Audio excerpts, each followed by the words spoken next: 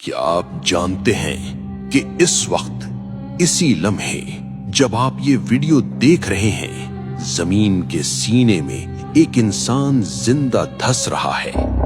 وہ ہر روز زمین میں مزید نیچے جاتا ہے اور قیامت تک وہ اسی طرح دھستا رہے گا۔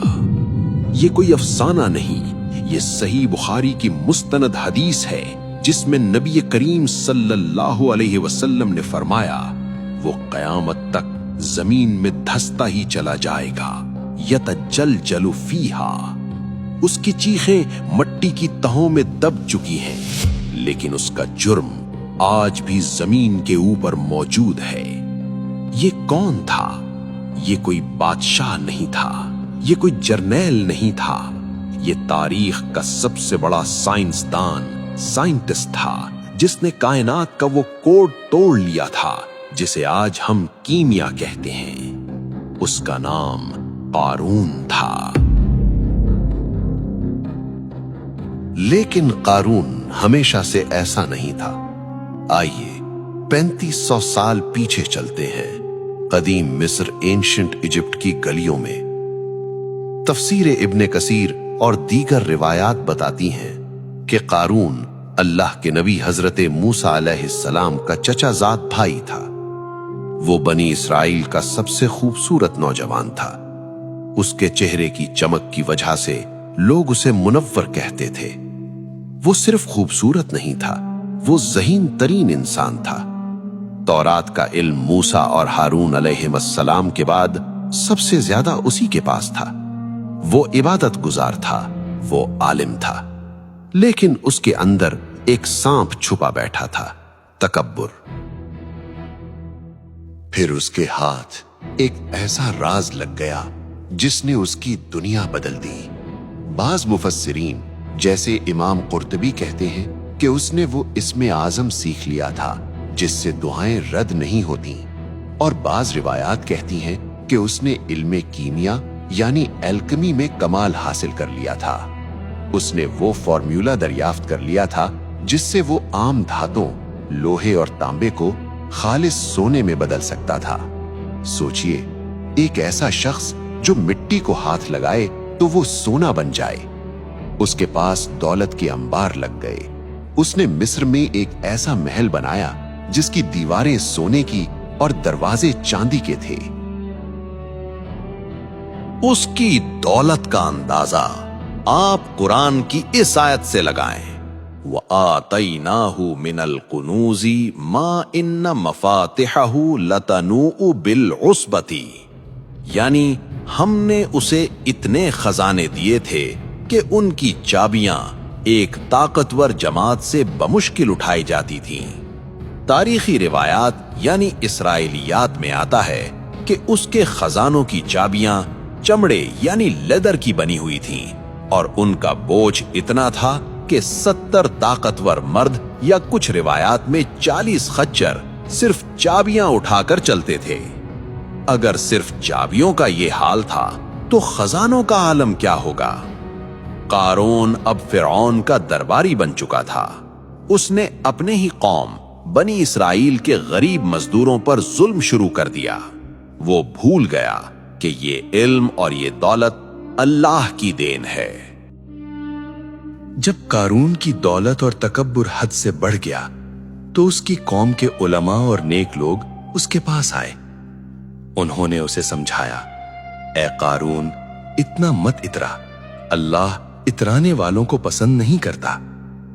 انہوں نے اسے یاد دلایا کہ یہ دولت تیری نہیں، یہ اللہ کا امتحان ہے۔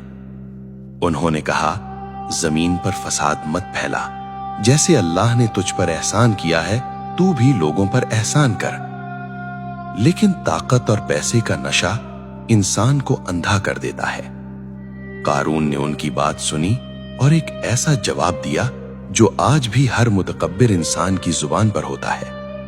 اس نے کہا، انما اوتیتہ علی علم عندی، یعنی یہ سب تو مجھے میرے علم اور ہنر کی وجہ سے ملا ہے، اس میں اللہ کا کیا احسان؟ اس نے اپنے علم کو اپنا خدا بنا لیا تھا۔ پھر ایک دن قارون نے اپنی طاقت کا مظاہرہ کرنے کا فیصلہ کیا۔ اس نے حکم دیا کہ اس کے تمام خزانے نکالے جائیں۔ وہ اپنی پوری سج دھج کے ساتھ قوم کے سامنے نکلا۔ مفسرین لکھتے ہیں کہ وہ ایک سفید خچر پر سوار تھا جس پر سونے کی زین رکھی ہوئی تھی۔ اس کے 4000 خادم ریشمی اور ارغوانی لباس پہنے اس کے دائیں بائیں چل رہے تھے۔ ان کے گلوں میں سونے کے طوق تھے اور ہاتھوں میں جواہرات سے جڑی چھڑیاں تھیں۔ یہ منظر اتنا چکا چوند کر دینے والا تھا کہ دیکھنے والوں کی آنکھیں خیرہ ہو گئیں۔ بنی اسرائیل کے وہ لوگ جو دنیا کے طلبگار تھے، ان کے منہوں سے بے اختیار نکلا، کاش ہمیں بھی وہی ملا ہوتا جو قارون کو ملا ہے، یہ تو بڑا نصیب والا ہے۔ لیکن وہ نہیں جانتے تھے کہ وہ کس نصیب پر رشک کر رہے ہیں۔ اس نمائش کے بعد اللہ کا حکم آیا۔ حضرت موسیٰ علیہ السلام قارون کے محل میں تشریف لے گئے۔ آپ نے فرمایا، اے قارون، اللہ نے تجھے دولت دی ہے، اب اس مال میں سے غریبوں کا حق یعنی زکوٰۃ ادا کر۔ قارون کا چہرہ غصے سے سرخ ہو گیا۔ اسے لگا کہ موسیٰ علیہ السلام اس کی دولت چھیننا چاہتے ہیں۔ اس نے حساب لگایا تو زکوٰۃ کی رقم لاکھوں دینار بنتی تھی۔ اس کی کنجوسی آڑے آ گئی۔ اس نے نہ صرف انکار کیا بلکہ ایک ایسی گھٹیا چال چلی جس نے اسے تباہی کے دہانے پر پہنچا دیا۔ اس نے سوچا، اگر میں موسیٰ علیہ السلام کی کردار کشی کر دوں تو لوگ ان کی بات سننا چھوڑ دیں گے اور میرا مال بچ جائے گا۔ یہ اس کی آخری غلطی تھی۔ قارون نے بنی اسرائیل کی ایک بدکار عورت کو بلایا۔ اس نے اس کے سامنے سونے کے سکے اور جواہرات کے تھیلے رکھ دیے اور کہا، یہ سب تیرا ہو جائے گا، بس تجھے کل صبح ہزاروں لوگوں کے مجمع میں موسیٰ علیہ السلام پر بدکاری کا الزام لگانا ہوگا۔ وہ عورت دولت کی چمک دیکھ کر راضی ہو گئی۔ اگلی صبح بنی اسرائیل جمع تھے۔ حضرت موسیٰ علیہ السلام منبر پر تشریف فرما تھے اور لوگوں کو اللہ کے احکام سنا رہے تھے۔ اچانک قارون کھڑا ہوا۔ اس نے طنزیہ انداز میں کہا، اے موسیٰ، آپ کہتے ہیں کہ چور کا ہاتھ کاٹا جائے اور زانی کو سنگسار کیا جائے، چاہے وہ کوئی بھی ہو۔ موسیٰ علیہ السلام نے فرمایا، ہاں، چاہے وہ کوئی بھی ہو۔ پھر قارون نے چلا کر کہا، چاہے وہ آپ خود ہی کیوں نہ ہوں۔ موسیٰ علیہ السلام نے فرمایا، ہاں، چاہے میں خود ہی کیوں نہ ہوں۔ پھر قارون نے اشارہ کیا اور کہا، یہ عورت کہتی ہے کہ آپ نے اس کے ساتھ گناہ کیا ہے۔ مجمع پر سناٹا چھا گیا۔ موسیٰ علیہ السلام کا چہرہ جلال اور حیا سے سرخ ہو گیا۔ آپ منبر سے نیچے اترے، اس عورت کے سامنے کھڑے ہوئے اور قسم دے کر پوچھا، میں تجھے اس ذات کی قسم دیتا ہوں جس نے بنی اسرائیل کے لیے سمندر پھاڑا، سچ سچ بتا، کیا یہ صحیح کہہ رہا ہے؟ اللہ کے نبی کے جلال نے اس عورت کا دل پگھلا دیا۔ وہ کانپنے لگی۔ اس نے سونے کی تھیلیاں زمین پر پھینک دیں اور چیخ پر کہا، نہیں اے اللہ کے نبی، بخدا آپ پاک ہیں، مجھے قارون نے دولت دے کر جھوٹ بولنے پر مجبور کیا تھا۔ سازش بے نقاب ہو چکی تھی۔ قارون کا چہرہ ذلت سے سیاہ پڑ گیا، لیکن اب بہت دیر ہو چکی تھی۔ موسیٰ علیہ السلام نے اسی وقت سجدے میں سر رکھ دیا۔ آپ رو رہے تھے اور کہہ رہے تھے، اے اللہ، اگر میں تیرا رسول ہوں تو آج قارون پر اپنا غضب نازل کر۔ اللہ نے وحی بھیجی، اے موسیٰ، ہم نے زمین کو تیرے حکم کا پابند کر دیا ہے، تو جو چاہے اسے حکم دے۔ موسیٰ علیہ السلام نے سر اٹھایا۔ قارون اپنے محل کے دروازے پر اپنے خزانوں کے بیچ کھڑا تھا۔ موسیٰ علیہ السلام نے زمین کی طرف اشارہ کیا اور فرمایا، یا اردو خذی ہے، اے زمین اسے پکڑ لے۔ اور پھر زمین نے اپنا منہ کھول دیا۔ زمین اچانک نہیں پھٹی بلکہ آہستہ آہستہ اس نے قارون کو نگلنا شروع کیا۔ موسیٰ علیہ السلام نے حکم دیا، اے زمین اسے پکڑ لے۔ زمین نے اسے ٹخنوں تک جکڑ لیا۔ قارون ہنسا، اسے لگا یہ کوئی جادو ہے۔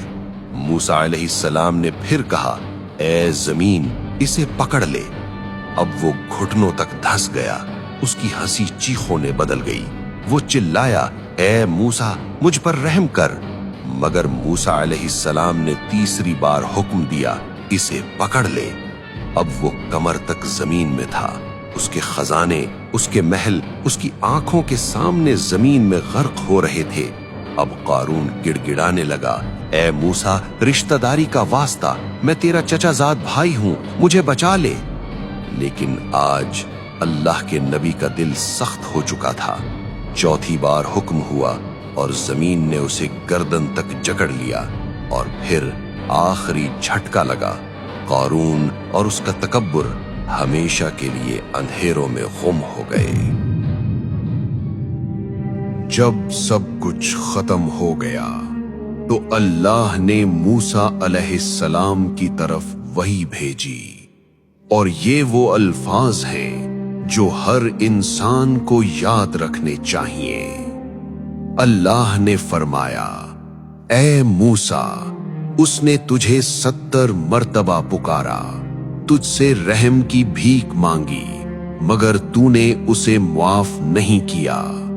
میری عزت اور جلال کی قسم، اگر وہ مجھے ایک بار بھی پکار لیتا تو میں اسے بچا لیتا، لیکن اس کی بدقسمتی دیکھیے کہ مرتے وقت بھی اس کی نظر بندے یعنی موسیٰ پر تھی، رب پر نہیں۔ اگلی صبح جب لوگ وہاں سے گزرے تو وہاں نہ قارون تھا نہ اس کا محل، صرف ویران زمین تھی۔ وہ لوگ جو کل تک کہہ رہے تھے کہ کاش ہمارے پاس بھی قارون جیسی دولت ہوتی، آج کہہ رہے تھے، شکر ہے اللہ کا جس نے ہمیں بچا لیا، ورنہ ہم بھی دھنسائے جاتے۔ قارون کا قصہ ہمیں سکھاتا ہے کہ علم اور دولت اگر اللہ کے راستے سے ہٹا دیں تو وہ نعمت نہیں عذاب ہیں۔ سائنس ہو یا ٹیکنالوجی، اگر اس میں تکبر آ جائے تو انجام وہی ہوتا ہے جو قارون کا ہوا۔ وہ آج بھی دھنس رہا ہے اور قیامت تک دھنستا رہے گا۔ اگر اس واقعے نے آپ کے دل کو جھنجھوڑا ہے تو کمنٹ میں استغفر اللہ لکھیں اور اس ویڈیو کو صدقہ جاریہ سمجھ کر شیئر کریں۔